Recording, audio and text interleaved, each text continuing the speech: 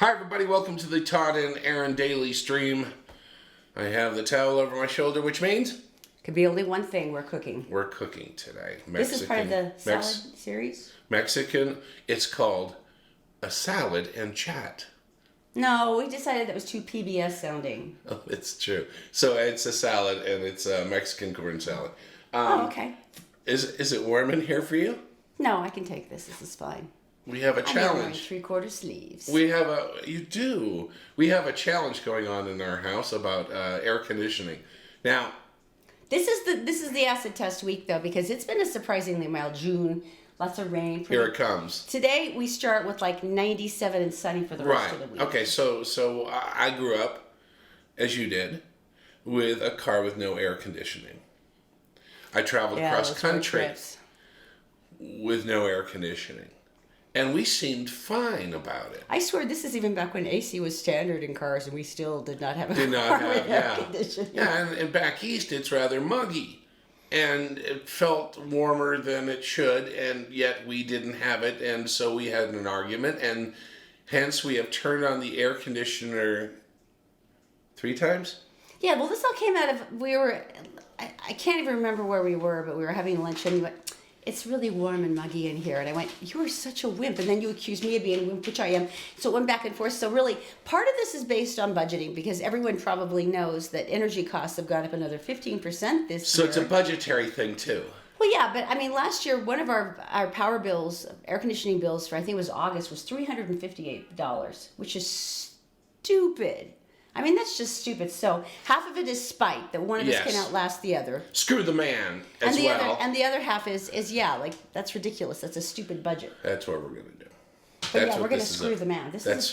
And we're going to die doing it. And our kids, you say, we don't care. Look, they're younger. They'll bounce back. They have resilience that we don't. So this week, they have air-conditioned this summer week camp, will be the challenge. This week's going to be the challenge. Okay, so first of all, before we do our first story, to start off, what you need is corn. Obviously, off the cob would be better. Right now, we're doing canned till the corn comes in. The ingredients we're going to be using is salt, mayonnaise, cortita.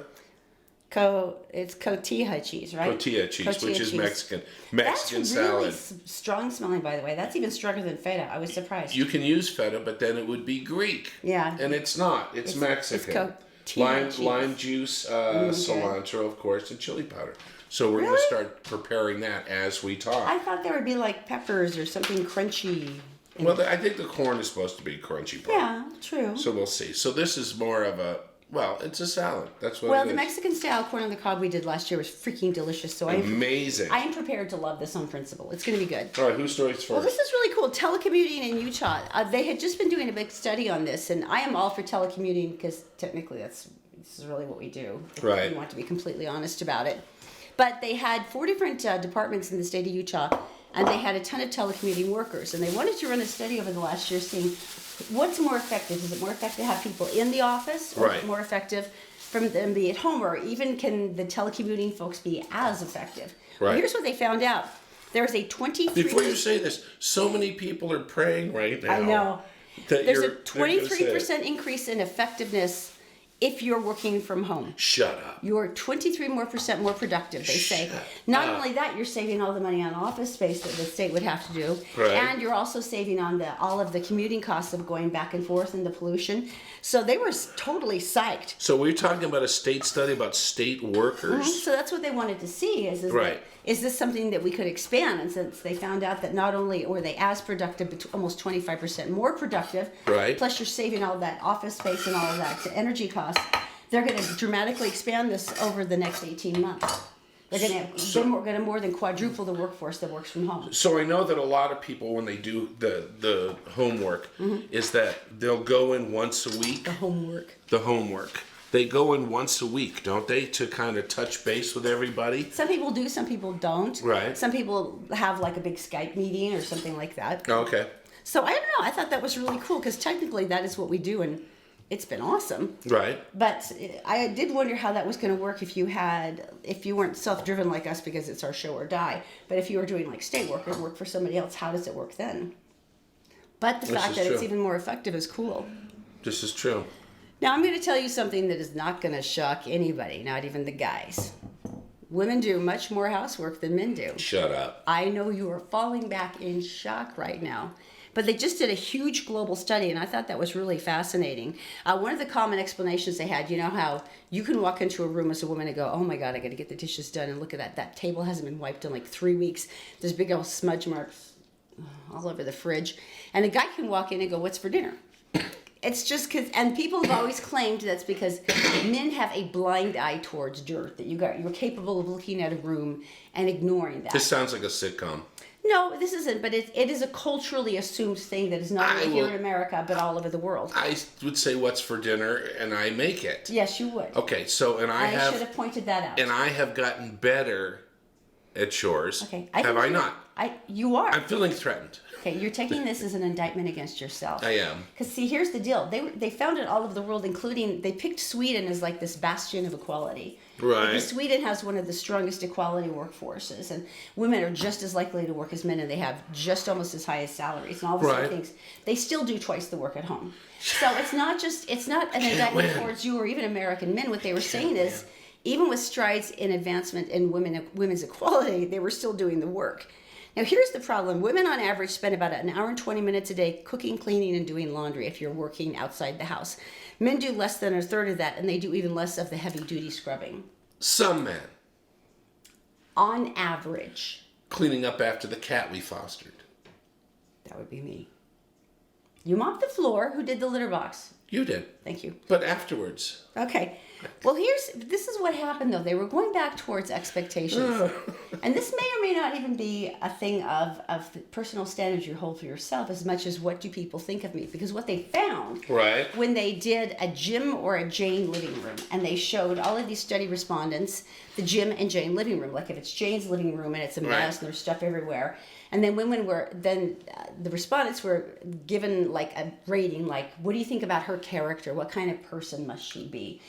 Do you think she has friends who are going to come over and judge her? Oh my What is she like? gosh. And then they showed them Jim's living room that was in kind of a similar state of messiness. Right. What kind of a person do you think Jim is? How is Jim? Do you think he's a good friend or a good father? Is he a jerk? So essentially, they're rating your character based on how your living room looked. Well, here's the deal. Is that what they do? What they found out is that women were much more negatively judged than men were. Women were twice as likely to be considered lazy or inefficient or poorly planning their day. So is it kind of like, oh, he's a guy? Well, here's the interesting thing. Jim was still judged for low character, but what they said is no one's going to care. None of his friends are going to come over and judge him for his bad living room. So he was still got low marks for character. But their assumption was even though they despised him, it really didn't matter. It wasn't going to harm him, relationship-wise or reputation-wise in the long run, whereas for women, it would. So they're saying this is one of the things that's really driving women is that not only, we all want a clean house, but it's like that fear of what other people are going to think of you. That you are less, that you are not as good. You're slovenly. You have poor character. Whereas for men, it's like don't feel that way. Whereas for men, it's going to be like we suck. You suck, but we kind of expected it, so it's okay. I just thought it was a really weird, interesting study because this transcended any kind of global understanding of gender, because like you would assume, like for instance in the Middle East with America it might be different, or in Canada and South Africa it might be different. But what they found all over the world is we're still considered Slavs. They just didn't hold it against them. In Tooele, let's do a study out there. Or Edna, one of my favorite cities in the world. I think you mean. Yes, but it's right next to her brother's. Never mind. Thank you very much for the information. I just thought it was very interesting. All right, so what you've watched me do is I've done the limes in. I have chopped the cilantro. I've added some salt. I didn't see you do any of that. We're going to put in some of the cilantro. Remember, little cilantro goes a long way. I would say lots more lime, to be honest, because if you're going with... We're going to put in cheese and mayonnaise. 2 tablespoons, which seems like a lot. That's a tablespoon? And it might be. In my book, it is. You want more lime? I think so. All right, here. Cook. Really? You gave yourself a giggle out of that? That's just sad. The chili got me. Really? Is that what you're going with? You're just not going to squeeze it. No, I'm going to look at you. Little bundle, Who are you? What have you been watching? Some kind of television Wow. Really? I'm impressed. I'm surprised you're not just Here's mocking. a cloth. No. Next time I need a lime squeeze, guess where I'm going? All right, how much Can you mayo? smell the patronizing scent of the air right How now? much? Wait, how much? Here's the comical part of the show. Oh, please, honey, when it comes to mayonnaise, you got, no, oh gosh, don't do that. That's the funny part. About Can you half a cup. Take about half of that out. That's not half a cup, that's a full cup. That's a good full cup. That really is.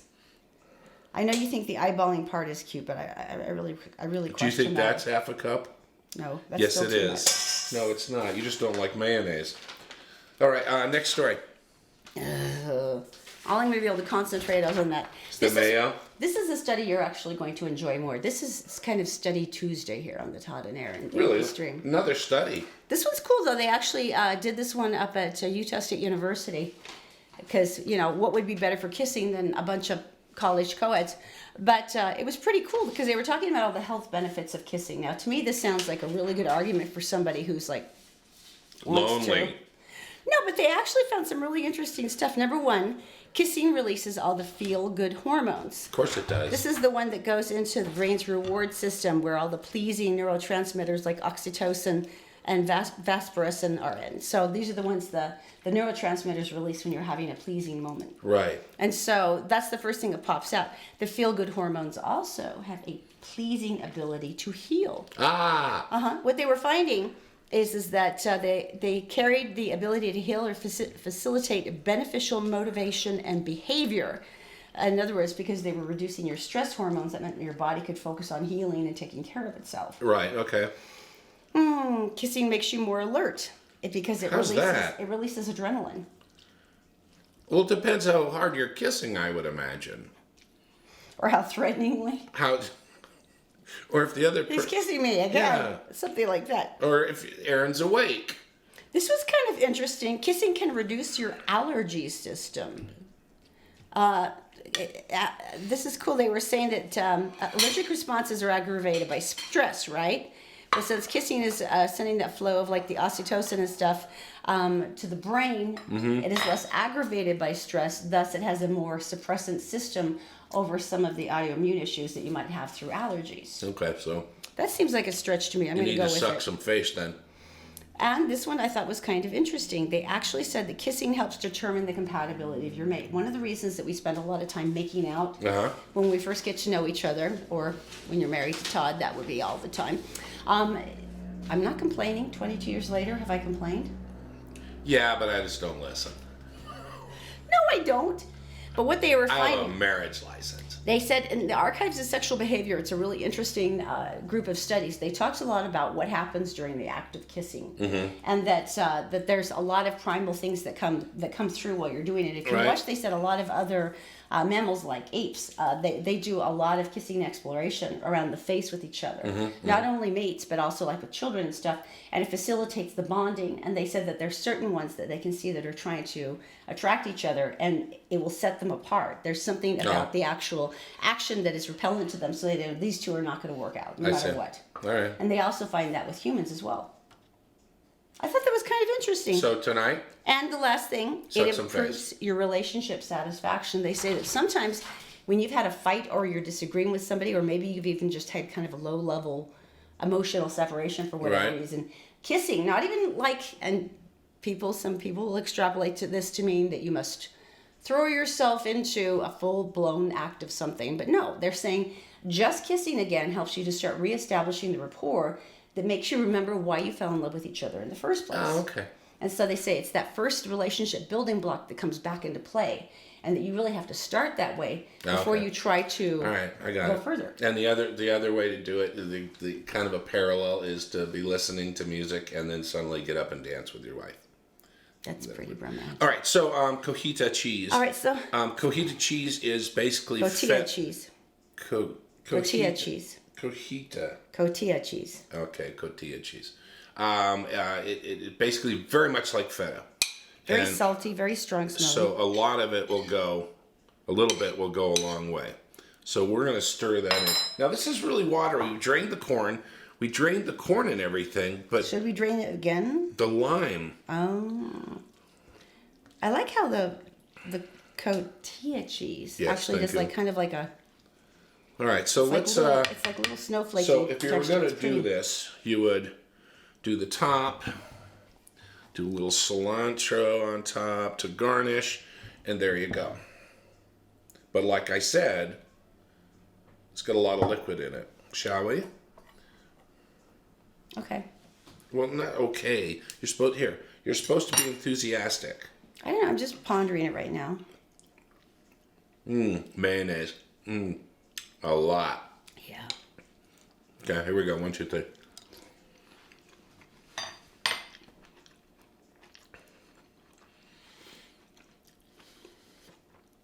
Drain it. Drain it first. What do you think? It would definitely be better with fresh corn, I think. Mm-hmm. That's surprisingly good. Mm-hmm. I was not sold on the cotija cheese, but that's actually really good. I would totally eat that. I would definitely eat that. I would totally stop by that at the barbecue table. We don't do stars. We just do I'd eat that. Because depending on how hungry we are, we would eat a sneaker. But this is not a sneaker. This is pretty good. I like this. We're going to make this again. Yeah, I would drain it, but other than that, maybe use fresh corn. But it's really tasty, surprisingly so. There you go. You wouldn't think the combination of like the mayo on the lime, but they kind of cut each other out and make it really kind of like nice. Got a favor for you. Would you please subscribe to the show? We appreciate that. And make sure that you join us tomorrow for the Todd and Erin Daily Stream. Other than that, go get yourself some cheese and have yourself a nice meal. We'll see you tomorrow on the Todd and Erin Daily Stream. It's not bad. I didn't think the lime, I thought it would stand out more. But I think it's so busy cutting the mayonnaise, which I really think you could reduce a little bit more. Oh. Let's see. Right? That's good. Nice, baby. You're welcome. 3 successful salads. I'm gonna go vacuum the living room now.